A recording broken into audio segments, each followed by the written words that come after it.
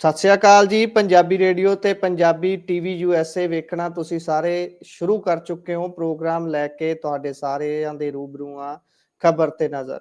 ਖਬਰ ਤੇ ਨਜ਼ਰ ਪ੍ਰੋਗਰਾਮ ਦੇ ਵਿੱਚ ਪੰਜਾਬ ਭਾਰਤ ਦੇ ਨਾਲ ਸਰੋਕਾਰ ਰੱਖਦੀਆਂ ਵੱਖ-ਵੱਖ ਖਬਰਾਂ ਦੇ ਉੱਪਰ ਚਾਨਣਾ ਪਾਉਣ ਦੇ ਲਈ ਸਾਡੇ ਨਾਲ ਵਿਸ਼ੇਸ਼ ਤੌਰ ਤੇ ਪੰਜਾਬ ਤੋਂ ਮੌਜੂਦ ਰਹਿੰਦੇ ਨੇ ਮਿੰਟੂ ਗੁਲਸਰੀਆ ਜੀ। ਸੋ ਉਹਨਾਂ ਦਾ ਸਵਾਗਤ ਕਰਦੇ ਹਾਂ ਤੇ ਫਿਰ ਇੱਕ-ਇੱਕ ਕਰਕੇ ਖਬਰਾਂ ਤੇ ਪਾਵਾਂਗੇ ਚਾਨਣਾ। ਬਹੁਤ-ਬਹੁਤ ਸਵਾਗਤ ਹੈ ਮਿੰਟੂ ਜੀ।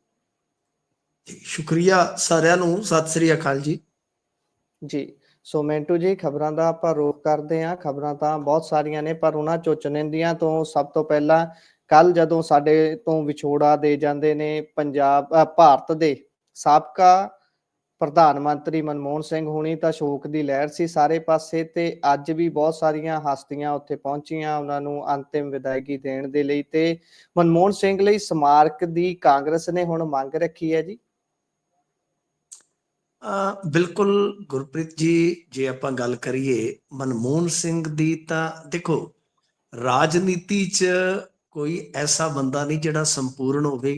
ਕਿਤੇ ਨਾ ਕਿਤੇ ਉਹਦੇ 'ਚ ਕੁਝ ਨਾ ਕੁਝ ਅਧੂਰਾਪਣ ਰਹਿ ਜਾਂਦਾ ਹੈ। ਮਤਲਬ ਕਿ ਉਹਦੀ ਰਾਜਨੀਤੀ 'ਚ ਕੁਝ ਨਾ ਕੁਝ ਐਸਾ ਹੁੰਦਾ ਹੈ ਕਿ ਜਿਹਨੂੰ ਇੱਕ ਸਾਰ ਸਲਾਹਿਆ ਨਹੀਂ ਜਾਂਦਾ। ਪਰ ਕੁਝ ਐਸੇ ਲੋਕ ਹੁੰਦੇ ਆ ਜੋ ਵਿਰੋਧੀਆਂ ਦੇ ਮੂੰਹੋਂ ਵੀ ਆਪਣੀ ਸਲਾਹਤ ਕਰਵਾ ਜਾਂਦੇ। ਹਾਲਾਂਕਿ ਨਰਿੰਦਰ ਮੋਦੀ, ਅਮਿਤ ਸ਼ਾਹ ਹੋਰਾਂ ਦੀ ਤੇ ਬੇਸ਼ਰਮੀ ਹੈ ਕਿ ਜਿਨ੍ਹਾਂ ਬੰਦਿਆਂ ਨੇ ਆਪਣੇ ਕੱਟੜਪੁਣੇ ਕਰਕੇ, ਜਾਂ ਕਹਿ ਲਓ ਕਿ ਲੁੱਚਪੁਣੇ ਕਰਕੇ, ਇੱਕ ਸਿਆਸੀ ਲੁੱਚਪੁਣਾ ਵੀ ਹੁੰਦਾ ਹੈ, ਕਿ ਕਦੇ ਇਸ ਸ਼ਖਸ ਨੂੰ ਇਹਨਾਂ ਨੇ ਕ੍ਰੈਡਿਟ ਨਹੀਂ ਦਿੱਤਾ। ਹਾਂ, ਨਹਿਰੂ ਹੋਰਾਂ ਦੇ ਪਿੱਛੇ ਪੈ ਰਹੇ ਕਿ ਇੱਕ ਬੰਦੇ ਨੇ ਜਦੋਂ ਗੋਲਡ ਤੱਕ ਗਿਰਵੀ ਹੋ ਗਿਆ ਚੰਦਰ ਸ਼ੇਖਰ ਸਰਕਾਰ 'ਚ, ਉਦੋਂ ਅਸੀਂ ਪੜ੍ਹਦੇ ਹੁੰਦੇ ਸੀ ਸਕੂਲਾਂ 'ਚ, ਜਦੋਂ ਇਹ ਸਭ ਕੁਝ ਵਾਪਰ ਰਿਹਾ ਸੀਗਾ, ਤੇ ਉਦੋਂ ਇਹ ਖਬਰਾਂ, ਇਹ ਚਰਚਾਵਾਂ ਆਮ ਸੁਣੀ ਦੀਆਂ ਸੀ। ਫਿਰ ਉਹ ਤੋਂ ਬਾਅਦ ਜਦੋਂ ਨਰਸਿਮਹਾ ਸਰਕਾਰ ਦੇ ਵਿੱਚ ਇਹ ਆਏ ਤਾਂ ਆਪਣਾ ਪਹਿਲਾ ਬਜਟ ਪੇਸ਼ ਕੀਤਾ। ਵਾਜਪਾਈ ਹੋਰਾਂ ਨੇ ਇੰਨਾ ਜ਼ਿਆਦਾ ਕ੍ਰਿਟੀਸਾਈਜ਼ ਕੀਤਾ ਕਿ ਇੱਕ ਵੇਲਾ ਆਇਆ ਕਿ ਇਦਾਂ ਲੱਗਦਾ ਸੀਗਾ ਕਿ ਮਨਮੋਹਨ ਸਿੰਘ ਚਲੇ ਜਾਣਗੇ, ਪਰ ਉਹਨਾਂ ਨੇ ਮਨਮੋਹਨ ਸਿੰਘ ਹੋਰਾਂ ਦੀ ਪਿੱਠ ਥਾਪੜੀ ਕਿ ਨਹੀਂ, ਆਲੋਚਨਾ ਆਪਦੀ ਜਗ੍ਹਾ, ਪਰ ਤੁਹਾਡੀ ਡਿਊਟੀ ਆਪਦੀ ਜਗ੍ਹਾ, ਦੇਸ਼ ਨੂੰ ਤੁਹਾਡੀ ਜ਼ਰੂਰਤ ਹੈ। ਤਾਂ ਮਤਲਬ ਦੇਖੋ, ਵਾਜਪਾਈ ਵੀ ਉਹ ਲੀਡਰ ਸੀਗੇ ਜਿਨ੍ਹਾਂ ਦੀ ਵਿਰੋਧੀ ਸਿਫਤ ਕਰਦੇ ਆ। ਤਾਂ ਇਸ ਕਰਕੇ ਮਨਮੋਹਨ ਸਿੰਘ ਵੀ ਐਸੇ ਲੀਡਰ ਸੀਗੇ ਜਿਨ੍ਹਾਂ ਦੀ ਵਿਰੋਧੀ ਸਿਫਤ ਕਰਦੇ ਆ। ਪਰ ਨਰਿੰਦਰ ਮੋਦੀ ਹੋਰਾਂ ਨੇ ਤੇ ਮਜ਼ਾਕ ਉਡਾਇਆ। ਆਲੋਚਨਾ ਹੋਰ ਚੀਜ਼ ਹੁੰਦੀ ਹੈ। ਮੈਂ ਜਿਵੇਂ ਕਿਹਾ ਕਿ ਆਲੋਚਨਾ ਵਾਜਪਾਈ ਨੇ ਵੀ ਕੀਤੀ, ਆਲੋਚਨਾ ਸੁਸ਼ਮਾ ਸਵਰਾਜ ਵੀ ਕਰਦੀ ਰਹੀ। ਆਲੋਚਨਾ 'ਚ ਫਰਕ ਹੁੰਦਾ ਸਰ। ਆਲੋਚਨਾ ਆਪਾਂ ਵੀ ਕਰਦੇ ਹਾਂ, ਠੀਕ ਹੈ ਨਾ ਜੀ। ਆਲੋਚਨਾ ਚੱਲਦੀ ਰਹਿੰਦੀ ਆ, ਆਪਾਂ ਕਿਹੜਾ ਇਸ ਆਲੋਚਨਾ ਤੋਂ ਬਚੇ ਰਹਿੰਦੇ ਹਾਂ। ਜ਼ਿੰਦਗੀ 'ਚ ਆਪਾਂ ਨੂੰ ਵੀ ਤੇ ਆਲੋਚਨਾ ਜਿਹੜੀ ਹੈ ਨਾ, ਉਹ ਝੱਲਣੀ ਪੈਂਦੀ ਹੈ ਸਰ। ਹੁਣ ਕਹਿਣ ਦਾ ਮਤਲਬ ਇਹ ਆ ਕਿ ਇਸ ਮਾਮਲੇ ਦੇ ਵਿੱਚ ਜੇ ਆਪਾਂ ਵੇਖੀਏ ਤਾਂ ਕਿੰਨੀ ਵੱਡੀ ਗੱਲ ਹੈ ਕਿ ਓਬਾਮਾ ਵਰਗਿਆਂ ਨੇ ਵੀ ਆਪਣੀ ਕਿਤਾਬ ਦੇ ਵਿੱਚ ਇਹ ਕਹਿ ਕੇ ਜ਼ਿਕਰ ਕੀਤਾ ਕਿ ਜਦੋਂ ਇਹ ਬੋਲਦੇ ਸੀ ਕਿ ਦੁਨੀਆ ਸੁਣਦੀ ਸੀਗੀ। ਤਾਂ ਨਰਿੰਦਰ ਮੋਦੀ ਹੋਰਾਂ ਨੇ ਬੁੱਢੇ ਬਾਰੇ, ਮਨਮੋਹਨ ਸਿੰਘ ਬਾਰੇ ਜੋ ਰੇਨਕੋਟ ਵਾਲਾ ਬਿਆਨ ਦਿੱਤਾ ਸੀ, ਉਹ ਅੱਜ ਤੱਕ ਵੀ ਰਿਕਾਰਡ ਤੇ ਆ। ਤਾਂ ਅੱਜ ਚਲੋ ਠੀਕ ਆ ਕਿ ਸ਼ਰਧਾਂਜਲੀ ਦੇ ਰਹੇ ਆ ਉਹਨਾਂ ਨੂੰ, ਮਤਲਬ ਕਿ ਇੱਕ ਕਹਿ ਲਓ ਬਹੁਤ ਵੱਡਾ ਯੋਗਦਾਨੀ ਦੱਸ ਰਹੇ ਨੇ ਕਿ ਇੰਡੀਆ ਦੀ ਤਰੱਕੀ 'ਚ ਉਹਨਾਂ ਦਾ ਯੋਗਦਾਨ ਗ੍ਰੇਟ ਰਿਹਾ। ਇਹ ਸਾਰੀਆਂ ਗੱਲਾਂ ਆਪੋ ਆਪਣੀ ਜਗ੍ਹਾ ਤੇ ਠੀਕ ਹਨ ਸਾਹਿਬ, ਮੈਂ ਉਹਦੇ ਵਿੱਚ ਨਹੀਂ ਜਾਂਦਾ ਬਹੁਤਾ। ਵੀ ਆਪਾਂ ਨੂੰ ਵੀ ਪਤਾ ਹੈ ਰਾਜਨੀਤੀ 'ਚ ਇੱਕ ਵੇਲੇ ਆਲੋਚਨਾ, ਦੂਸਰੇ ਵੇਲੇ ਅਫਸੋਸ, ਇਹ ਸਾਰੀਆਂ ਚੀਜ਼ਾਂ ਚੱਲਦੀਆਂ ਨੇ। ਮੇਰੇ ਕਹਿਣ ਦਾ ਮਤਲਬ ਜਨਾਬ ਇਹ ਆ ਕਿ ਅਸਲ ਦੇ ਵਿੱਚ ਯਾਨੀ ਇੱਕ ਹੁੰਦਾ ਕਿ ਤੁਸੀਂ ਆਲੋਚਨਾਤਮਕ ਪੱਖ ਤੋਂ ਗੱਲ ਕੀਤੀ, ਇੱਕ ਹੁੰਦੀ ਇੱਕ ਨਫ਼ਰਤ ਜਾਂ ਨੀਵੇਂ ਦਿਖਾਉਣ ਦੀ ਇੱਕ ਲਲਕ, ਤਾਂ ਉਹ ਇੱਕ ਫਰਕ ਰੱਖਦੀ ਹੈ। ਹੁਣ ਇਹਨਾਂ ਨੂੰ ਜਿਵੇਂ ਦੁਨੀਆ ਨੇ ਮਨਮੋਹਨ ਸਿੰਘ ਨੂੰ ਸਲਾਮ ਕੀਤੀ, ਮਨਮੋਹਨ ਸਿੰਘ ਦੀ ਵਿਦਾਇਗੀ ਇਹੋ ਜਿਹੀ ਹੋਈ, ਤਾਂ ਇਹਨਾਂ ਨੇ ਵੀ ਚਲੋ ਸੁਰ 'ਚ ਸੁਰ ਮਿਲਾਉਣੇ ਸਨ। ਪ੍ਰਧਾਨ ਮੰਤਰੀ ਨੇ, ਸਾਬਕਾ ਪ੍ਰਧਾਨ ਮੰਤਰੀ ਦੀ ਮੌਤ ਤੇ ਅਫਸੋਸ ਤੇ ਪ੍ਰਗਟਾਉਣਗੇ, ਪਰ ਉਹਨਾਂ ਨੇ ਜੀਵਨ ਕਾਲ ਦੇ ਵਿੱਚ ਜੋ ਮਨਮੋਹਨ ਸਿੰਘ ਪ੍ਰਤੀ ਸ਼ਬਦ ਬੋਲੇ ਉਹ ਕਦੇ ਭੁੱਲਣਗੇ ਨਹੀਂ, ਉਹ ਵੀ ਇਤਿਹਾਸ 'ਚ ਦਰਜ ਹੈ। ਤੇ ਮੈਂ ਜਿਵੇਂ ਕਿਹਾ ਇਤਿਹਾਸ 'ਚ ਇਹ ਵੀ ਦਰਜ ਰਹੇਗਾ ਕਿ ਵੱਡੇ ਵੱਡੇ ਦੁਨੀਆ ਦੇ ਨੇਤਾਵਾਂ ਨੇ ਮਨਮੋਹਨ ਸਿੰਘ ਪ੍ਰਤੀ ਕੀ ਨਜ਼ਰੀਆ ਰੱਖਿਆ। ਰਹੀ ਗੱਲ ਹੁਣ ਦੇਖੋ ਕਾਂਗਰਸ ਦੀ, ਕਾਂਗਰਸ ਨੇ ਜਿਹੜੀ ਗੱਲ ਕਹੀ ਆ ਕੋਈ ਗੈਰ ਵਾਜਬ ਨਹੀਂ ਹੈ। ਉਹਨਾਂ ਨੇ ਕਿਹਾ ਕਿ ਮਨਮੋਹਨ ਸਿੰਘ ਜੀ ਦਾ ਜਿੱਥੇ ਅੰਤਮ ਸੰਸਕਾਰ ਹੋਏਗਾ ਉਹ ਮਤਲਬ ਕਿ ਸਮਾਰਕ ਬਣ ਜਾਣਾ ਚਾਹੀਦਾ। ਤੇ ਦੇਖੋ ਇਹਦੇ 'ਚ ਮਾੜਾ ਵੀ ਕੀ, ਕਿਉਂਕਿ ਮਨਮੋਹਨ ਸਿੰਘ ਐਸੇ ਵਿਅਕਤੀ ਸਨ 91 ਚ ਮੈਂ ਜਿਵੇਂ ਤੁਹਾਨੂੰ ਕਿਹਾ ਕਿ ਇੱਕ ਪਹਿਲਾ ਜਿਹੜਾ ਬਜਟ ਪੇਸ਼ ਹੁੰਦਾ ਹੈ ਉਸ ਤੋਂ ਪਹਿਲਾਂ ਮਤਲਬ ਕਿ ਇਹ ਵੀ ਸੁਣਿਆ ਕਿ ਨਰਸਿਮਹਾ ਨੇ ਇਹ ਵੀ ਕਿਹਾ ਸੀਗਾ ਕਿ ਮੈਂ ਤੁਹਾਨੂੰ ਇਹਦੇ ਕਰਕੇ ਥੋੜੀ ਲਿਆਂਦਾ ਇਹੋ ਜਿਹੇ ਬਜਟ ਕਰਕੇ। ਤਾਂ ਉਸ ਤੋਂ ਬਾਅਦ ਫਿਰ ਉਹਨਾਂ ਨੇ ਇੱਕ ਥੱਲੇ ਲਾਈਨ ਬੜੀ ਜ਼ਬਰਦਸਤ ਲਿਖੀ ਸੀ ਕਿਸੇ ਵਿਦਵਾਨ ਦੀ ਕਿ ਜਦੋਂ ਇੱਕ ਵਿਚਾਰ ਦਾ ਸਹੀ ਸਮਾਂ ਆ ਜਾਂਦਾ ਉਸਨੂੰ ਰੋਕਿਆ ਨਹੀਂ ਜਾ ਸਕਦਾ। ਤਾਂ 92 ਚ ਨਵ ਉਦਾਰਵਾਦੀ ਨੀਤੀਆਂ, ਉਸ ਤੋਂ ਬਾਅਦ ਫਿਰ ਤੁਸੀਂ ਦੇਖ ਲਓ ਕਿ ਇੰਡੀਆ ਦਾ ਇੱਕ ਨਵਾਂ ਸਫ਼ਰ ਸ਼ੁਰੂ ਹੁੰਦਾ ਹੈ। ਤਾਂ ਜਿਹਨੂੰ ਇਹ ਅੱਜ ਮਾਣ ਰਹੇ ਕਿ ਦੁਨੀਆ ਜੀ ਅੱਜ ਸਾਨੂੰ ਚੌਥੀ ਅਰਥ ਵਿਵਸਥਾ ਮੰਨਦੀ ਆ, ਵੱਡੀ ਪੰਜਵੀਂ ਮੰਨਦੀ ਆ, ਇਸ ਮੌਕੇ ਤੇ ਅਸੀਂ ਤੀਜੀ ਜਾਂ ਦੂਜੀ ਹੋ ਜਾਵਾਂਗੇ। ਉਹ 1992 ਤੋਂ ਬਾਅਦ ਸਫ਼ਰ ਸ਼ੁਰੂ ਹੋਇਆ ਸੀਗਾ, ਪਰ ਜਿਉਂਦੇ ਜੀ ਇਹਨਾਂ ਨੇ ਕਦੇ ਕ੍ਰੈਡਿਟ ਨਹੀਂ ਦਿੱਤਾ। ਮੈਨੂੰ ਇਸ ਗੱਲ ਦਾ ਅਫਸੋਸ ਰਹੇਗਾ। ਠੀਕ ਆ, ਚਲੋ ਆਲੋਚਨਾ ਤੇ ਗੈਰ ਮਿਆਰੀ ਆਲੋਚਨਾ ਵੀ ਰਾਜਨੀਤੀ 'ਚ ਇੱਕ ਤਕਾਜ਼ਾ ਰੱਖਦੀ ਆ, ਉਹਦੇ 'ਚ ਵੀ ਕੋਈ ਸ਼ੱਕ ਨਹੀਂ, ਪਰੰਤੂ ਇੱਕ ਕ੍ਰੈਡਿਟ ਜਿਹੜਾ ਹੈ ਨਾ ਉਹ ਜ਼ਰੂਰ ਬੰਦੇ ਨੂੰ ਮਿਲਣਾ ਚਾਹੀਦਾ। ਸੋ ਲਿਹਾਜ਼ਾ ਮੈਨੂੰ ਲੱਗਦਾ ਕਿ ਸਮਾਰਕ ਬਣ ਜਾਣਾ ਚਾਹੀਦਾ ਜੇ ਬਹੁਤ ਜ਼ਿਆਦਾ ਗੱਲਾਂ ਨਾ ਕੀਤੀਆਂ ਜਾਣ। ਸਭ ਜਿਹੜੀ ਤੁਸੀਂ RTI ਅੱਜ ਦੇਖਦੇ ਹੋ, ਮਨਰੇਗਾ ਜੀ ਦੇਖਦੇ ਹੋ, ਰਾਈਟ ਟੂ ਐਜੂਕੇਸ਼ਨ ਦੇਖਦੇ ਹੋ, ਸਰ ਜੋ ਫੂਡ ਸਿਕਿਉਰਿਟੀ ਦੇਖਦੇ ਹੋ, ਇਹ ਸਭ ਮਨਮੋਹਨ ਸਿੰਘ ਦੀਆਂ ਦੇਣਾ ਸਨ। ਅਮਰੀਕਾ ਦੇ ਨਾਲ ਨਿਊਕਲੀਅਰ ਡੀਲ, ਆਪਣੀ ਸਰਕਾਰ ਨੂੰ ਦਾਅ ਤੇ ਲਾ ਦੇਣਾ ਤੇ ਫਿਰ ਝੁਕਣਾ ਨਹੀਂ, ਇਹ ਮਨਮੋਹਨ ਸਿੰਘ ਦੇ ਹਿੱਸੇ ਆਇਆ। ਇੱਕ ਹੋਰ ਤੁਹਾਨੂੰ ਛੋਟੀ ਜਿਹੀ ਘਟਨਾ ਦੱਸ ਦੇਵਾਂ, ਜਦੋਂ ਨਿਊਕਲੀਅਰ ਡੀਲ ਇਹਨਾਂ ਨੇ ਕਰ ਲਈ, ਕਾਮਰੇਡ ਸਰਕਾਰ ਛੱਡ ਕੇ ਨਿਕਲ ਤੁਰੇ, ਤਾਂ ਫਿਰ ਉਦੋਂ ਕੀ ਹੋਇਆ ਸੀਗਾ ਤੁਹਾਨੂੰ ਸ਼ਾਇਦ ਇਸ ਗੱਲ ਦਾ ਨਹੀਂ ਪਤਾ ਹੋਏਗਾ ਕਿ ਐਸੇ ਸਨ ਮਨਮੋਹਨ ਸਿੰਘ ਕਿ ਜੀ ਅਕਾਲੀਆਂ ਦੇ ਉਸ ਟਾਈਮ ਸੁਖਦੇਵ ਸਿੰਘ ਲਿਬੜਾ ਨਾ ਸਿਰਫ MP ਸੀਗੇ ਗੁਰਪ੍ਰੀਤ ਜੀ, ਉਹ ਉਸ ਵੇਲੇ ਵਿਪ ਸੀਗੇ ਜੀ ਸਦਨ ਦੇ ਵਿੱਚ, ਅਕਾਲੀ ਦਲ ਬੰਦੀ 8 ਇਹਨਾਂ ਦੇ MP ਸੀਗੇ। ਤੇ ਕਮਾਲ ਦੀ ਗੱਲ ਕਿ ਵਿਪ ਜਾਰੀ ਹੋ ਚੁੱਕਾ ਸੀਗਾ, ਇੱਕ MP ਦੀ ਲੋੜ ਸੀ। ਸੁਖਦੇਵ ਸਿੰਘ ਲਿਬੜਾ ਉਸ ਦਿਨ ਆਪ ਹੀ ਸਦਨ 'ਚ ਨਹੀਂ ਸਨ ਪਹੁੰਚੇ। ਤਾਂ ਦੱਸਦੇ ਆ ਕਿ NDA ਵਾਲੇ ਯਾਨੀ ਵਾਜਪਾਈ ਹੋਰੀ ਬਹੁਤ ਗੁੱਸੇ ਹੋਏ ਬਾਦਲ ਸਾਹਿਬ ਨਾਲ, ਪਰ ਦੱਸਦੇ ਆ ਕਿ ਲਿਬੜਾ ਸਾਹਿਬ ਨੇ ਕਿਤੇ ਨਾ ਕਿਤੇ ਇਸ ਸਰਦਾਰ ਦਾ ਅਕਸ ਜਿਹੜਾ ਸੀਗਾ ਉਹ ਬਚਾਇਆ ਕਿ ਕਿਤੇ ਹਾਰ 'ਚ ਇਹ ਅਕਸ ਟੁੱਟ ਨਾ ਜਾਵੇ। ਸੋ ਜੀ ਇਸ ਕਰਕੇ ਇੱਕ ਕਹਿ ਲਓ ਕਿ ਐਸੀ ਹਸਤੀ, ਮੈਂ ਜਿਵੇਂ ਕਿਹਾ ਕਿ ਰਾਜਨੀਤੀ 'ਚ ਸੰਪੂਰਨ ਹੋਣਾ ਬੜਾ ਔਖਾ ਹੈ, ਸੰਪੂਰਨ ਹੋਣਾ ਬਹੁਤ ਹੀ ਔਖਾ ਹੈ। ਅੱਜ ਦੀ ਰਾਜਨੀਤੀ 'ਚ ਖਾਸ ਤੌਰ ਤੇ ਇੰਡੀਅਨ ਰਾਜਨੀਤੀ 'ਚ ਸੰਪੂਰਨ ਹੋਣ ਦੀ ਕਲਪਨਾ, ਤਸੱਵਰ ਕਰਨਾ ਹੀ ਬਹੁਤ ਮੁਸ਼ਕਲ ਆ। ਪਰ ਮਨਮੋਹਨ ਸਿੰਘ ਚੰਦ ਉਹਨਾਂ ਲੀਡਰਾਂ 'ਚ ਨੇ ਜਿਨ੍ਹਾਂ ਨੂੰ ਦੇਸ਼ ਹੀ ਦੁਨੀਆ ਦੇ ਵੱਡੇ ਲੀਡਰ ਵੀ ਜਿਹੜੇ ਆ ਉਹ ਸਲਾਮ ਕਰ ਰਹੇ ਨੇ। ਸੋ ਉਹਨਾਂ ਦਾ ਜਾਣਾ, ਦੇਖੋ ਕੁਦਰਤ ਦਾ ਇੱਕ ਨਿਯਮ ਹੈ, ਨਿਜ਼ਾਮ ਹੈ ਕੁਦਰਤ ਦਾ, ਸਭ ਨੇ ਜਾਣਾ। ਉਹਨਾਂ ਦਾ ਜਾਣਾ ਠੀਕ ਹੈ, ਇੱਕ ਸਰੀਰਕ ਵਿਛੋੜਾ, ਪਰ ਤੁਸੀਂ ਦੇਖੋ ਇੰਡੀਆ ਵਾਸਤੇ ਜੋ ਉਹਨਾਂ ਨੇ ਕੀਤਾ, ਹਾਂ 2G ਸਪੈਕਟਰਮ, ਕੋਲਾ ਕਟਾਲਾ ਸਾਰੇ ਦੋਸ਼ ਲੱਗੇ, ਅੰਨਾ ਅੰਦੋਲਨ ਉਹ ਜਿਵੇਂ ਵਿਵੇਕਾਨੰਦ ਫਾਊਂਡੇਸ਼ਨ ਡੋਵਾਲ ਹੋਰਾਂ ਨੇ ਸਪਾਂਸਰ ਕੀਤਾ, ਆਹੀ ਕੇਜਰੀਵਾਲ ਹੋਰੀ ਵੰਜਲੀਆਂ ਵਜਾਉਂਦੇ ਰਹੇ, ਉਹਨਾਂ ਦੋਸ਼ਾਂ ਨੇ ਕਦੇ ਵੀ ਸਜ਼ਾ ਤੱਕ ਦਾ ਸਫ਼ਰ ਤੈਅ ਨਹੀਂ ਕੀਤਾ। ਹਾਂ ਹੂੰ ਇਲਜ਼ਾਮ ਜ਼ਰੂਰ ਵੱਡੇ ਲੱਗੇ ਆ। ਇੱਕ ਆਰਡੀਨੈਂਸ ਵੀ ਜਿਹੜਾ ਪਾੜਿਆ ਗਿਆ ਸੀਗਾ ਮਨਮੋਹਨ ਸਿੰਘ ਸਰਕਾਰ ਵੇਲੇ, ਉਹ ਵੀ ਤੁਹਾਨੂੰ ਦੱਸ ਦੇਣਾ, ਆਰਡੀਨੈਂਸ ਪਾਟਣ ਦੀ ਖਬਰ ਤੇ ਜ਼ਰੂਰ ਤੁਸੀਂ ਜ਼ਿੰਦਗੀ 'ਚ ਸੁਣੀ ਹੋਣੀ ਆ। ਉਹ ਕੀ ਸੀਗਾ, ਉਹ ਆਰਡੀਨੈਂਸ ਜੀ ਪਾੜਨਾ ਵੀ ਮੇਰੇ ਖਿਆਲ ਦੇ ਨਾਲ ਰਾਹੁਲ ਗਾਂਧੀ ਲਈ ਮੈਨੂੰ ਲੱਗਦਾ ਕਿ ਕੋਈ ਗਲਤ ਨਹੀਂ ਸੀ। ਦਰਅਸਲ ਕੀ ਸੀਗਾ ਕਿ ਸੁਪਰੀਮ ਕੋਰਟ ਅਪਰਾਧੀਆਂ ਦੀ ਐਂਟਰੀ ਬੈਨ ਕਰ ਰਿਹਾ ਸੀਗਾ, ਤਾਂ ਉਸ ਜੀ ਵੇਲੇ ਇਹ ਆਰਡੀਨੈਂਸ ਲੈ ਆਏ ਸੀਗੇ। ਤਾਂ ਰਾਹੁਲ ਗਾਂਧੀ ਨੇ ਉਸ ਚੀਜ਼ ਨੂੰ ਨੌਨਸੈਂਸ ਕਿਹਾ ਸੀ, ਕਿੱਡੀ ਵੱਡੀ ਗੱਲ ਹੈ ਹਿਸਾਬ ਨਾਲ ਕਿ ਤੁਸੀਂ ਸੁਪਰੀਮ ਕੋਰਟ ਦੇ ਫੈਸਲੇ ਨੂੰ ਆਰਡੀਨੈਂਸ ਦੇ ਜ਼ਰੀਏ ਪਲਟ ਰਹੇ ਹੋ। ਤਾਂ ਤੁਹਾਨੂੰ ਯਾਦ ਹੋਣਾ ਜਦੋਂ ਕੇਜਰੀਵਾਲ ਦੇ ਹੱਕ ਦੇ ਵਿੱਚ ਫੈਸਲਾ ਦਿੱਤਾ ਸੀ ਸੁਪਰੀਮ ਕੋਰਟ ਨੇ, ਤਾਂ ਇਹਨਾਂ ਨੇ ਰਾਤੋਂ ਰਾਤ ਆਰਡੀਨੈਂਸ ਲੈ ਆਂਦਾ ਸੀਗਾ। ਤਾਂ ਕਿਸੇ ਨੇ ਆਰਡੀਨੈਂਸ ਜੀ ਪਾੜਨ ਦੀ ਜ਼ਰੂਰਤ ਕੀਤੀ ਇਹਨਾਂ ਚੋਂ? ਤਾਂ ਮਨਮੋਹਨ ਸਿੰਘ ਬਹੁਤ ਮੌਕਿਆਂ ਤੇ ਚੁੱਪ ਰਹੇ। ਇੱਕ ਵਾਰੀ ਬਹੁਤ ਰੌਲਾ ਪੈ ਰਿਹਾ ਸੀਗਾ ਤਾਂ ਉਹਨਾਂ ਨੇ ਬਹੁਤ ਸ਼ਾਨਦਾਰ ਤਰੀਕੇ ਨਾਲ ਕਿਹਾ ਸੀਗਾ ਕਿ ਹਜ਼ਾरों जवाबों से अच्छी है खामोशी मेरी, जी जी इससे न जाने कितने सवालों की आबरू ढकी हुई है। देखो किड्डी ਵੱਡੀ ਗੱਲ ਹੈ। ਸੋ ਇਹ ਉਹ ਲੋਕ ਸੀਗੇ ਜਿਹੜੇ ਚੰਦ ਲਫ਼ਜ਼ਾਂ 'ਚ ਬਹੁਤ ਵੱਡੀ ਗੱਲ ਕਹਿ ਜਾਂਦੇ ਸੀ। ਪੰਜਾਬ ਨੂੰ ਬਹੁਤ ਪੈਸਾ ਦਿੱਤਾ। ਪ੍ਰਕਾਸ਼ ਸਿੰਘ ਬਾਦਲ ਹੋਰਾਂ ਨੇ ਆਪਣੇ ਰਾਜ ਦੇ ਵਿੱਚ ਚੰਗੇ ਪੈਸੇ ਲਿਆਂਦੇ ਉੱਥੋਂ। ਠੀਕ ਆ, ਲੱਗੇ ਕਿੱਥੇ ਆ, ਕਿੰਨੇ ਲੱਗੇ ਆ ਮੈਨੂੰ ਨਹੀਂ ਪਤਾ। ਗੋਬਿੰਦਗੜ੍ਹ ਕਿਲ੍ਹਾ ਜਿਹੜਾ ਹਿਸਾਬ ਲਾ ਲਓ, ਜੀ ਉਹਦੀਆਂ ਚਾਬੀਆਂ 48 ਤੋਂ ਲੈ ਕੇ 8 ਤੱਕ ਇੰਡੀਅਨ ਆਰਮੀ ਕੋਲ ਸੀ, ਉਹ ਲੈ ਕੇ ਪੰਜਾਬੀਆਂ ਨੂੰ ਦਿੱਤੀਆਂ। ਨਨਕਾਣਾ ਸਾਹਿਬ ਤੱਕ ਬੱਸ ਸਰਵਿਸ ਜਿਹੜੀ ਆ ਉਹ ਸ਼ੁਰੂ ਕਰਵਾਈ ਸੀਗੀ ਇਹਨਾਂ ਨੇ, ਅੰਮ੍ਰਿਤਸਰ ਤੋਂ ਜੀ ਨਨਕਾਣਾ ਸਾਹਿਬ। ਤਾਂ ਜੀ ਕਾਫੀ ਪੰਜਾਬ ਵਾਸਤੇ ਰੱਖਦੇ ਸੀਗੇ, ਭਾਰਤ ਵਾਸਤੇ ਹੀ ਰੱਖਦੇ ਸੀਗੇ, ਸਾਰੇ ਵਾਸਤੇ ਹੀ ਰੱਖਦੇ ਸੀਗੇ। ਪਰ ਉਹਨਾਂ ਦਾ ਇੱਕ ਵਾਰੀ ਇੱਕ ਪੰਜਾਬੀ ਪੈ ਗਿਆ ਸੀਗਾ, ਲਲਿਤ ਨਰੈਣ ਹੁੰਦਾ ਸੀਗਾ ਉਦੋਂ ਸ਼ਾਇਦ ਮੰਤਰੀ, ਤੇ ਇਹ ਹੁੰਦੇ ਸੀ ਵਿਦੇਸ਼ੀ ਵਪਾਰ ਦੇ ਸਲਾਹਕਾਰ ਮੰਤਰਾਲੇ ਦੇ। ਤੇ ਉਸ ਵੇਲੇ ਕੋਈ ਕਹਿ ਲਓ ਤਲਖੀ ਹੋਈ ਤੇ ਮਨਮੋਹਨ ਸਿੰਘ ਹੋਰਾਂ ਨੇ ਆਖਿਆ, ਉਹਨਾਂ ਆਖਿਆ ਕਿ ਗੱਲ ਇਹ ਆ ਕਿ ਜਾ ਕੇ ਸਕੂਲ ਆਫ ਇਕਨੋਮਿਕਸ 'ਚ ਫੇਰ ਪੜ੍ਹਾ ਲੂੰਗਾ, ਮੈਨੂੰ ਪੜ੍ਹਾਉਣਾ ਬੰਦ ਕਰੋ। ਦੱਸਦੇ ਆ ਕਿ ਕਈ ਵਾਰ ਗੁੱਸਾ ਵੀ ਕਰ ਜਾਂਦੇ ਸੀ ਸਰਦਾਰ ਸਾਹਿਬ। ਖੈਰ ਐਸੇ ਕਿਸੇ ਸਨ, ਪਰ ਇਹ ਕਿਸੇ ਕਿਸੇ ਕਿਸੇ ਦੇ ਹਿੱਸੇ ਆਉਂਦੇ ਆ ਜੋ ਮਨਮੋਹਨ ਸਿੰਘ ਦੇ ਸਰਦਾਰ ਸਾਹਿਬ ਦੇ ਹਿੱਸੇ ਆਏ।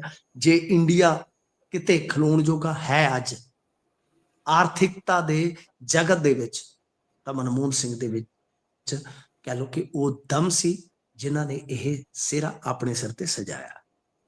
ਜੀ ਸੋ ਬਹੁਤ ਸਾਰੇ ਉਹਨਾਂ ਦੇ ਕਿੱਸੇ ਨੇ ਜਿਨ੍ਹਾਂ ਦੀਆਂ ਅਕਸਰ ਚਰਚਾਵਾਂ ਹੁੰਦੀਆਂ ਨੇ। ਜਦੋਂ ਤੋਂ ਉਹ ਇਸ ਜਹਾਨ ਤੋਂ ਕਾਲ ਚਲਾਣਾ ਕਰ ਗਏ ਨੇ, ਉਸ ਤੋਂ ਬਾਅਦ ਤਾਂ ਲਗਾਤਾਰ ਫੇ ਇੱਕ ਤੰਦ ਜੁੜਦੀ ਜਾਂਦੀ ਹੈ ਨਾਲੋਂ ਨਾਲ। ਜਿਹੜਾ ਵੀ ਯਾਦ ਕਰਦਾ ਹੈ ਆਪਣੀਆਂ ਯਾਦਾਂ ਵੀ ਨਾਲੋਂ ਨਾਲ ਸਾਂਝੀਆਂ ਕਰਦੀਆਂ ਜਾਂਦਾ ਹੈ। ਪਰ ਜਿੱਦਾਂ ਸਮਾਰਕ ਦੀ ਹੁਣ ਮੰਗ ਕੀਤੀ ਗਈ ਹੈ, ਇਹ ਸਮਾਰਕ ਨੂੰ ਪੋਜ਼ਿਟਿਵ ਤਰੀਕੇ ਨਾਲ ਲਿਆ ਜਾਂਦਾ ਹੈ ਜਾਂ ਨਹੀਂ, ਇਹ ਸਮਾਂ ਦੱਸੂਗਾ। ਬਣਨਾ ਚਾਹੀਦਾ ਹੈ, ਤੁਸੀਂ ਵੀ ਜਿਸ ਤਰੀਕੇ ਨਾਲ ਆਖਿਆ। ਸੋ ਬਹੁਤ ਸਾਰੇ ਮੁੱਦੇ ਇਹ ਵੀ ਜੁੜਦੇ ਰਹੇ ਨੇ ਉਹਨਾਂ ਨਾਲ ਕਿ ਸਿੱਖ ਇਸ਼ੂਜ਼ ਨੂੰ ਉਹ ਬਹੁਤ ਵੱਡੇ ਪੱਧਰ ਤੇ ਚੱਕ ਸਕਦੇ ਸੀ, ਪਰ ਹੁਣ ਆਪਾਂ ਉਸ ਵਾਲੇ ਬੰਨੇ ਨੂੰ ਨਹੀਂ ਜਾਂਦੇ। ਆਪਾਂ ਅਗਲੇ ਖਬਰਾਂ ਦੇ ਵੱਲ ਵੀ ਚੱਲਦੇ ਹਾਂ। ਸੋ ਗੱਲ ਕਰ ਲੈਂਦੇ ਹਾਂ, ਕਹਿੰਦੇ ਬੱਸ ਨਾਲੇ 'ਚ ਡਿੱਗੀ ਹੈ ਤੇ ਬਹੁਤ ਦਰਦਨਾਕ ਮੌਤਾਂ ਹੋਈਆਂ ਨੇ ਜੀ। 8 ਦਾ ਅੰਕੜਾ ਹੁਣ ਤੱਕ ਦੱਸਿਆ ਜਾ ਰਿਹਾ। ਇਸ 'ਚ ਕੋਈ ਤਬਦੀਲੀ ਹੋਈ ਹੈ ਜਾਂ ਬਚਾਉਣ ਦੇ ਵਿੱਚ ਕਿੰਨੀ ਕੁ ਸਫਲਤਾ ਰਹੀ ਹੈ? ਦੇਖੋ ਗੱਲ ਇਹ ਆ ਕਿ ਇਸ ਵੇਲੇ ਇੱਕ ਮੈਂ ਡਾਕੂਮੈਂਟ ਪੜ੍ਹ ਰਿਹਾ ਸੀਗਾ ਤਲਵੰਡੀ ਸਾਬੋ ਹਸਪਤਾਲ ਦਾ, ਉਹਦੇ ਵਿੱਚ ਜੀ 5 ਮੌਤਾਂ ਦੀ ਪੁਸ਼ਟੀ ਆ, ਕੁਝ ਜ਼ਖਮੀਆਂ ਦੀ ਸੂਚੀ ਆ। ਹੋ ਸਕਦਾ ਕੁਝ ਨੂੰ ਬਠਿੰਡੇ ਰੈਫਰ ਕੀਤਾ ਗਿਆ ਹੋਵੇ ਜਾਂ ਕੁਝ, ਕਿਉਂਕਿ ਤਲਵੰਡੀ ਸਾਬੋ ਤੇ ਬਠਿੰਡੇ ਦਾ ਜਿਹੜਾ ਫਾਸਲਾ ਹੈ ਉਹ ਕੁਝ ਕਿਲੋਮੀਟਰ ਦਾ ਹੀ ਆ।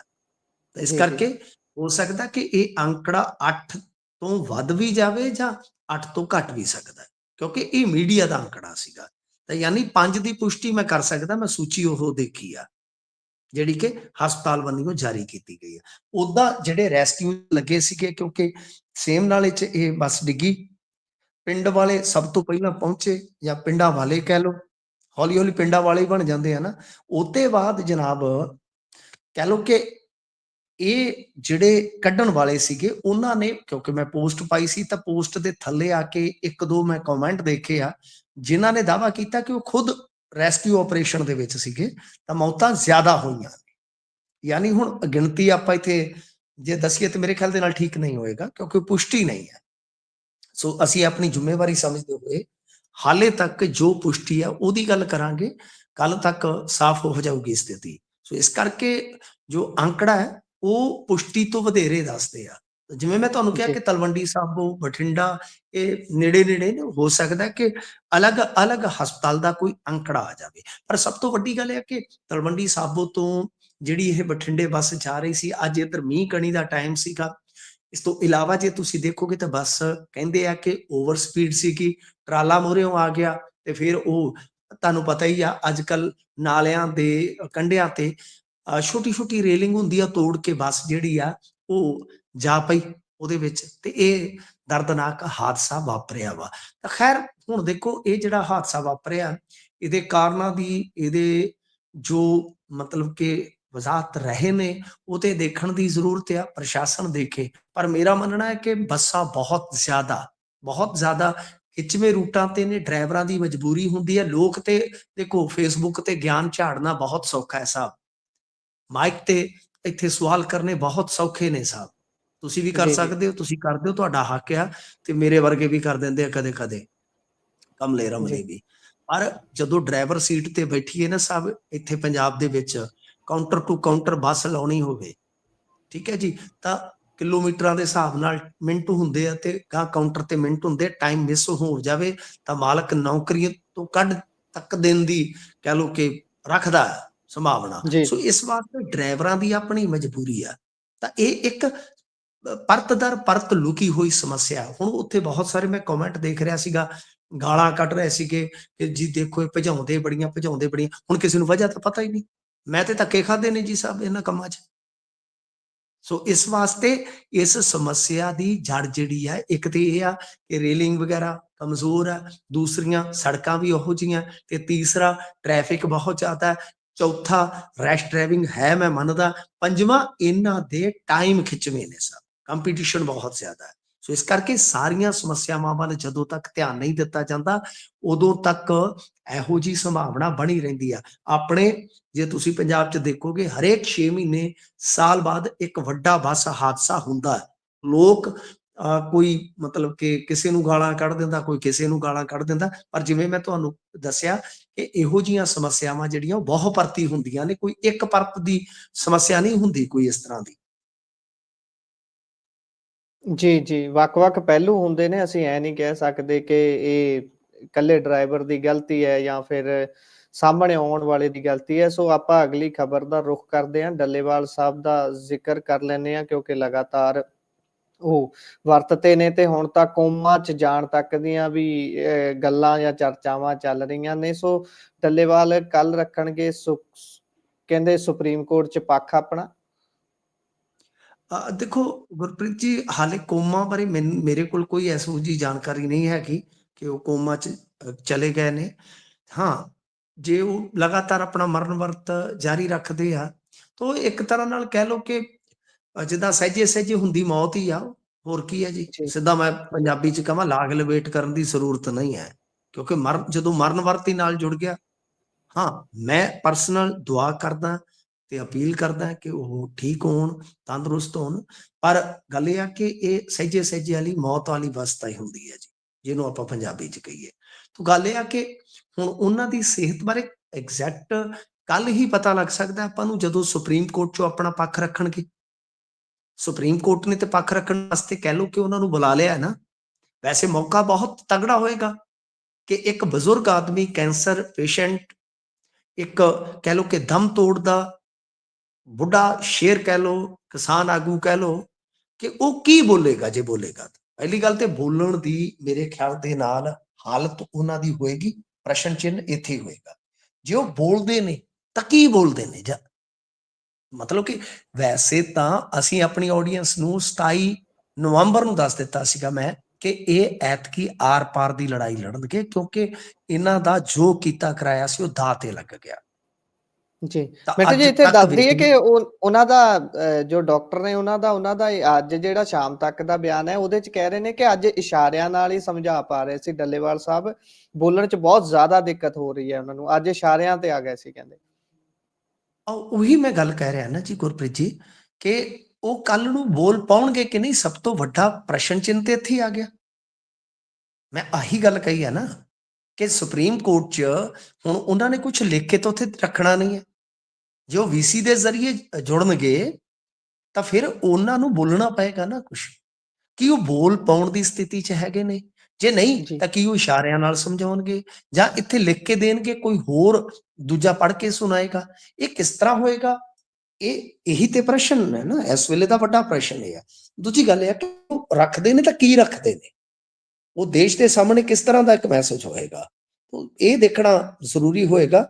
ਬਾਕੀ ਸੁਪਰੀਮ ਕੋਰਟ ਨੇ ਹੁਣ ਤੱਕ ਬਹੁਤ ਵਧੀਆ, ਬਹੁਤ ਹੀ ਮੈਂ ਕਹੂੰਗਾ ਕਿ ਕਿਸਾਨ ਪੱਖੀ ਹੁੰਗਾਰਾ ਦਿੱਤਾ ਹੈ।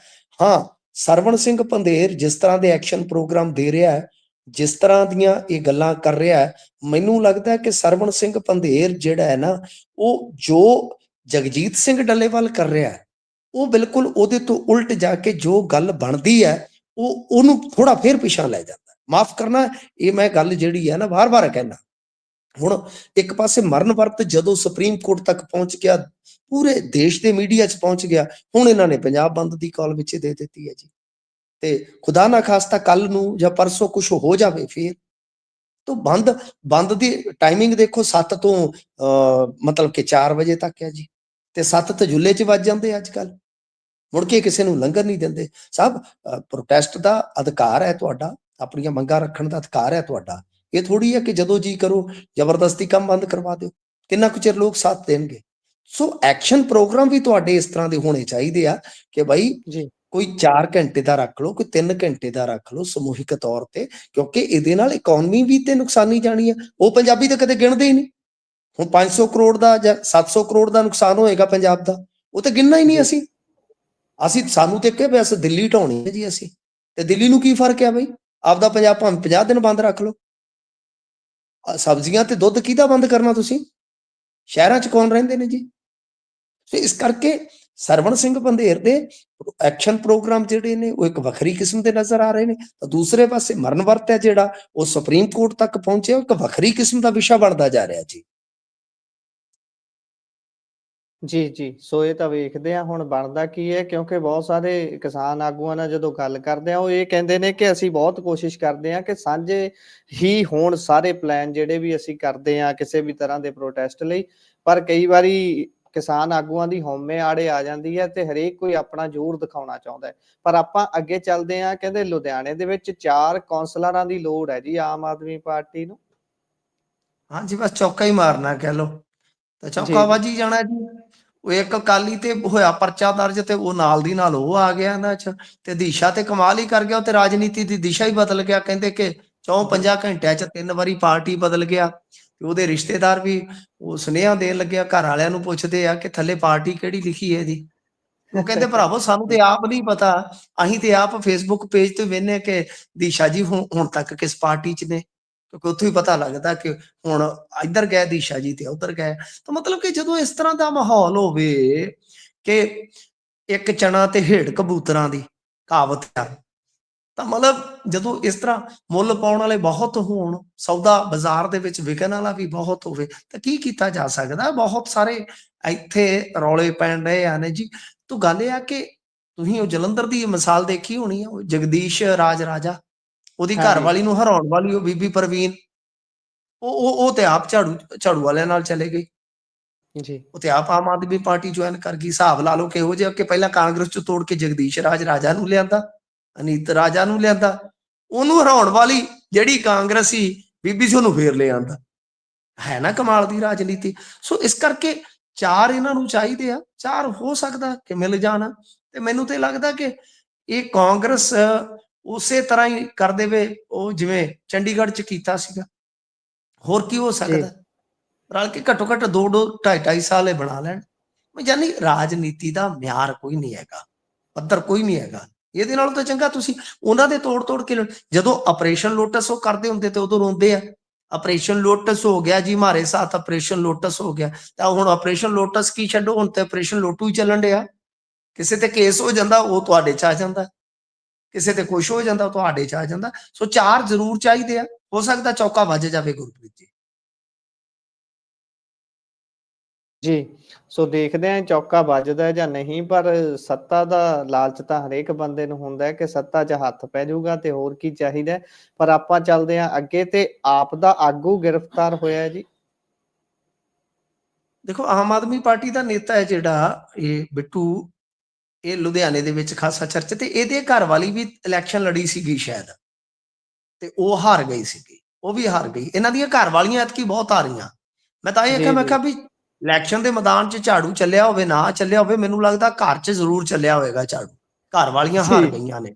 ਸੋ ਗੱਲ ਇਹ ਜੀ ਆ ਜੀ ਕਿ ਇਹਦੇ ਵਿੱਚ ਹੁਣ ਦੋਸ਼ ਇਹ ਲੱਗ ਰਿਹਾ ਕਥਿਤ ਤੌਰ ਤੇ ਕੋਈ ਹੰਬੜਾ ਰੋਡ ਵੈਸੇ ਬੜੀ ਉਹ ਕਹਿ ਲਓ ਕਿ ਇਸ ਵੇਲੇ ਲੁਧਿਆਣੇ ਦੀ ਨਾ ਜਿਹੜੀ ਆ ਉਹ ਰੁੱਝੀ ਹੋਈ ਰੋਡ ਆ। ਹੰਬੜਾ ਰੋਡ ਤੇ ਕੋਈ ਪਲਾਟ ਸੀ, ਜ਼ਬਰਦਸਤੀ ਕਬਜ਼ਾ ਕਰਨ ਦਾ ਦੋਸ਼ ਹੈ ਜਿਹੜਾ ਉਹ ਲੱਗਾ, ਤੇ ਚੱਕ ਕੇ ਇਹਨੂੰ ਬਿੱਟੂ ਨੂੰ ਤੇ ਪੁਲਿਸ ਨੇ ਹਵਾਲਾਤ ਦੇ ਵਿੱਚ ਬੰਦ ਕਰ ਦਿੱਤਾ। ਹੁਣ ਦੱਸਦੇ ਕਿ ਕਈ ਝਾੜੂ ਵਾਲੇ ਨੇਤਾ ਜਿਹੜੇ ਆ ਉਹ ਪੁੱਛਗਿੱਛ ਵਾਸਤੇ ਜਾਂ ਪੈਰਵਾਈ ਵਾਸਤੇ ਉੱਥੇ ਪਹੁੰਚੇ ਆ, ਤਾਂ ਪਰ ਹਾਲੇ ਤੱਕ ਛੱਡਿਆ ਨਹੀਂ ਸੀ, ਉਹਨੂੰ ਲਿਜਾਣ ਦਾ ਯਤਨ ਜ਼ਰੂਰ ਕਰ ਰਹੇ ਸੀਗੇ। ਪੁਲਿਸ ਵਾਲੇ ਕਹਿੰਦੇ ਕਿ ਇਹਨਾਂ ਦੀ ਸੁਣ ਹੀ ਨਹੀਂ ਰਹੇ ਅੱਜ ਕੱਲ। ਵੈਸੇ ਇਹਨਾਂ ਦੀ ਤੇ ਉਹ ਹੁਣ ਕੀ ਕਹੀਏ, ਉਹ ਜਿਹੜੇ ਹਾਰੇ ਆ ਜਿਨ੍ਹਾਂ ਦੀਆਂ 2 ਘਰ ਵਾਲੀਆਂ ਹਾਰ ਗਈਆਂ, 2 ਐਮਐਲਏ, ਉਹ ਕਹਿਣ ਡਏ ਸੀ ਕਿ ਕਹਿੰਦੇ ਜੀ ਸਾਡਾ ਡੀਸੀ ਚੱਜਦਾ ਹੁੰਦਾ ਤੇ ਅਸੀਂ ਹਾਰ ਦੇਣਾ, ਲਓ ਕਰ ਲਓ ਗੱਲ।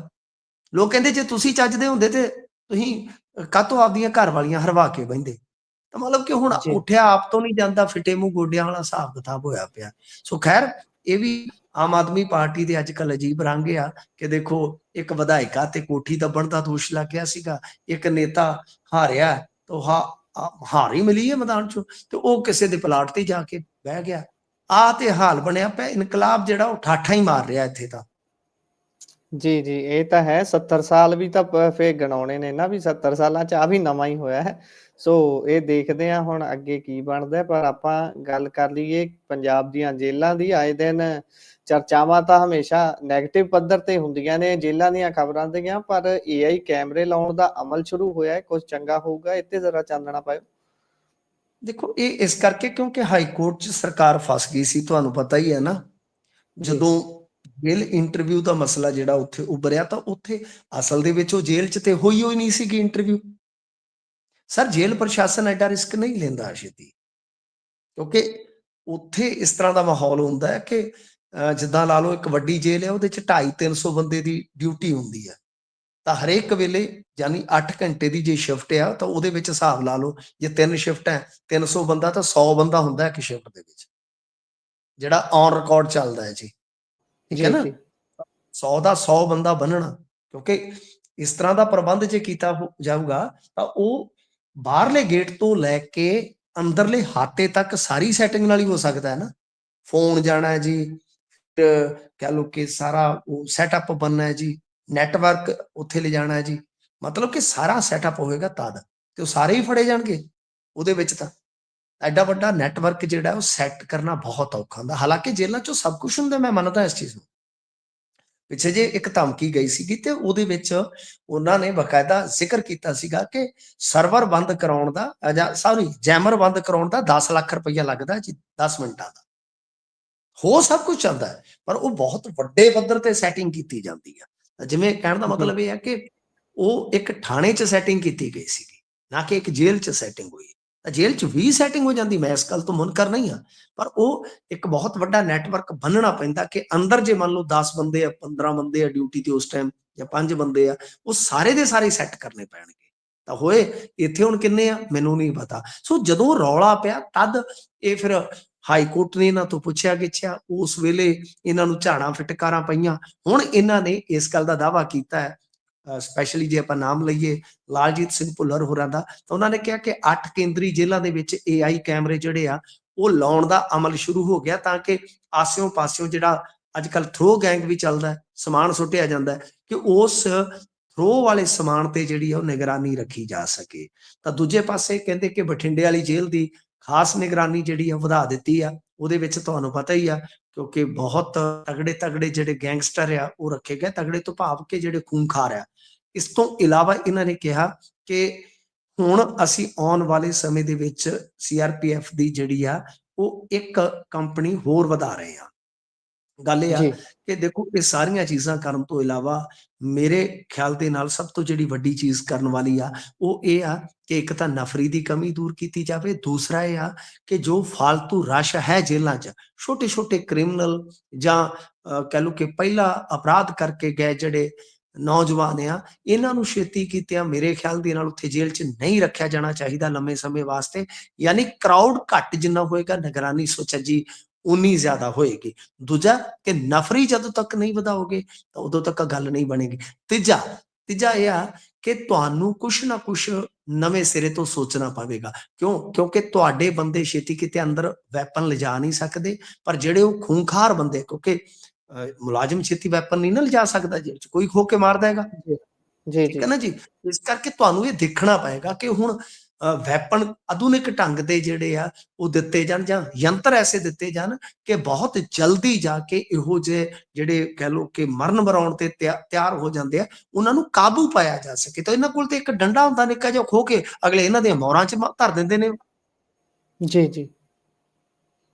ਸੋ ਵੇਖਦੇ ਹਾਂ ਬਣਦਾ ਕੀ ਹੈ, AI ਸਫਲ ਹੁੰਦੀ ਹੈ ਜਾਂ ਫਿਰ ਜੇਲ੍ਹਾਂ 'ਚ ਜਿਸ ਤਰੀਕੇ ਦੇ ਨਾਲ ਜ਼ੋਰ ਚੱਲਦਾ ਹੈ, ਬਾਹਰੋਂ ਪੈਸੇ ਦੀ ਬਹੁਤ ਸ਼ਮੂਲੀਅਤ ਦੱਸੀ ਜਾਂਦੀ, ਜਿੱਦਾਂ ਤੁਸੀਂ ਦੱਸਿਆ ਕਿ ਜੰਤਰ ਬੰਦ ਕਰਾਉਣ ਦੇ ਕਈ ਲੱਖ ਦੇ ਦਿੱਤੇ ਜਾਂਦੇ ਨੇ ਤਾਂ ਕਿ ਉੱਥੇ ਇੰਟਰਨੈਟ ਚੱਲ ਸਕੇ। ਬਣਦਾ ਕੀ ਹੈ ਤਾਂ ਸਮਾਂ ਬਿਆਨ ਕਰੂਗਾ, ਤੇ ਆਧੁਨਿਕਤਾ ਦੇ ਨਾਲ ਕਿਵੇਂ ਪੈਰ 'ਚ ਪੈਰ ਮਿਲਾਉਂਦੀਆਂ ਨੇ ਜੇਲ੍ਹਾਂ ਦੇ ਪ੍ਰਬੰਧ ਚਲਾਉਣ ਵਾਲੀਆਂ ਸਾਰੀਆਂ ਜਿਹੜੀਆਂ ਜਿਸ ਅਫਸਰ ਨੇ ਉਹ ਕਿਵੇਂ ਦੇਖਦੇ ਨੇ, ਸਮਾਂ ਬਿਆਨ ਕਰੂਗਾ। ਸੋ ਮਿੰਟੂ ਜੀ, ਆਖਰੀ ਖਬਰ ਸੀ, ਆਪਾਂ ਖਬਰਾਂ ਤੇ ਜਿਹੜਾ ਤੁਸੀਂ ਚਾਨਣਾ ਪਾਇਆ ਉਹਦੇ ਲਈ ਤੁਹਾਡਾ ਬਹੁਤ-ਬਹੁਤ ਧੰਨਵਾਦ ਜੀ।